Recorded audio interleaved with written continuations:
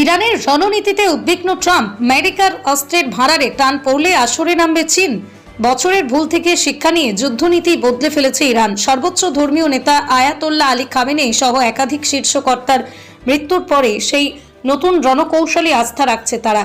তার উপর ভর করে যদি এই সংঘাতকে দীর্ঘায়িত করতে পারে তেহরান, তাহলে পশ্চিম এশিয়ায় বিপাকে পড়বে ওয়াশিংটন। উদ্বেগ বাড়বে ইসরায়েলেরও।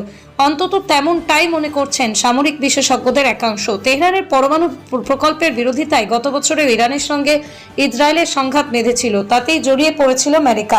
12 নম্বর সংঘাতে ইসরায়েলের হামলার প্রত্যাঘাতে তেল আভিভ লক্ষ্য করে মুহুর্মুহুর ক্ষেপণাস্ত্র বর্ষণ করেছিল ইরান, এবং গতবারের মতো তারা মুহুর্মুহুর ক্ষেপণাস্ত্র হামলা চালাচ্ছে না। এবার তাদের লক্ষ্য অনেক বেশি সুনির্দিষ্ট।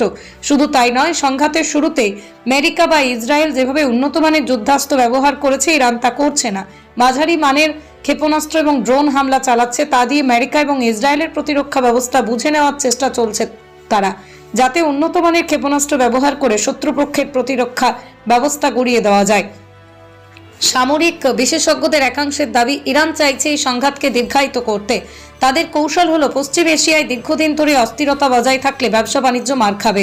সেই হামলাও অনেক পরিকল্পনা মাফিক। বিভিন্ন মার্কিন ঘাঁটিতে আক্রমণের পাশাপাশি ইরানের লক্ষ্যবস্তু ছিল বিভিন্ন অসামরিক পরিকাঠামো, বন্দর, হোটেল, যা পরবর্তীকালে ব্যবহার করার জন্য ভেবে রেখেছে তেহরান। যদিও ইরানের এই রণনীতি কতটা কাজে আসবে তা নিয়ে সংশয়ে সামরিক বিশেষজ্ঞদের অনেকে। বিশেষজ্ঞদের মতে, যুদ্ধ দীর্ঘায়িত হলে পশ্চিম এশিয়ায় আমেরিকার অস্ত্রভান্ডারে স্বাভাবিকভাবেই টান পড়বে। তা নিয়ে ওয়াশিংটন যথেষ্ট আশঙ্কিত। চীন রাশিয়ার সঙ্গে যদি কখনো সংঘাত বাঁধে, তা মোকাবিলার জন্যই এতদিন ধরে অস্ত্রভান্ডার পরিপূর্ণ রেখেছিল তারা। তা ধীরে ধীরে খালি হয়ে গেলে ঝুঁকি বেড়ে যাওয়াই স্বাভাবিক। অন্যদিকে ইসরায়েল বেঞ্জামিন নেতানিয়াহুর সরকারের উপরেও চাপ বাড়বে। এই কারণে আমেরিকা এবং ইসরায়েল চাইছে দ্রুত সংঘাত শেষ করতে, আর ইরান চাইছে দীর্ঘায়িত করতে।